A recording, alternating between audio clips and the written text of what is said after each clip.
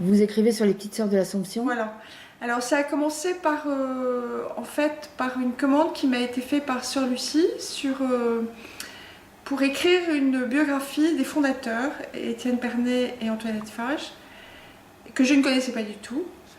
Et donc j'ai travaillé avec l'ancienne archiviste Sœur Gisèle Marchand, et je me suis plongée dans leur histoire personnelle et l'histoire du début de la congrégation.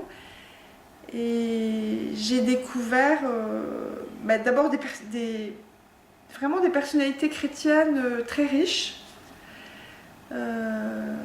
très modernes, dans le sens où ça parle toujours, leurs intuitions, leurs réflexions, je pense, sont toujours d'actualité. En ce moment, je suis en train de travailler sur Lucie m'a demandé d'écrire la suite de l'histoire de la congrégation. Je suis sur le chapitre de 1975.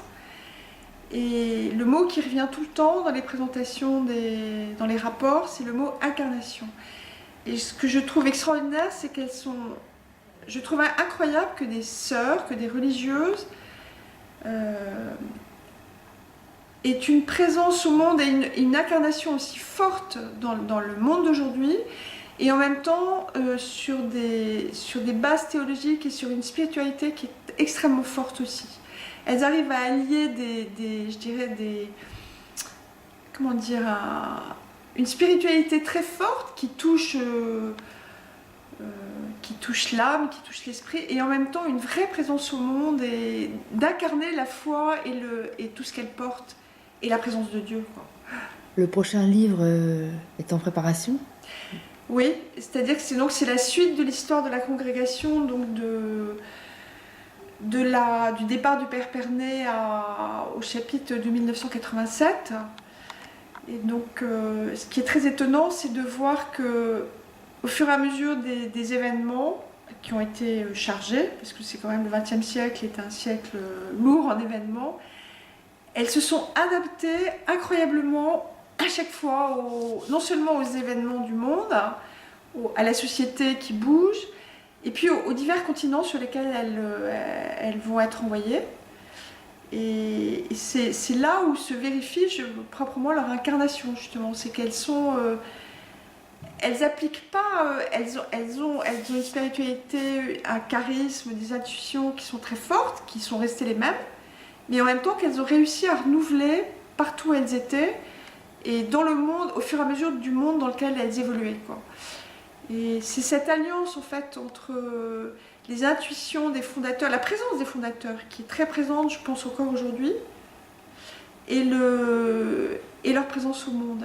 Elles arrivent à allier le passé, le présent, enfin, par rapport à leur mission, c'est-à-dire à la mission auprès des plus pauvres. Et elles sont très au courant et très au fait des nouvelles pauvretés, de là où elles doivent être, enfin, je veux dire, elles vont toujours... Le pape François parle des périphéries, et je trouve que les petites sœurs vont aux périphéries, justement. Les périphéries de l'Église et du monde où l'Église doit être présente, quoi. Je trouve qu'elles ont toujours été, au fur et à mesure des années, dans ces périphéries. Et elles y restent. Ce qui est très étonnant, par exemple, c'est que...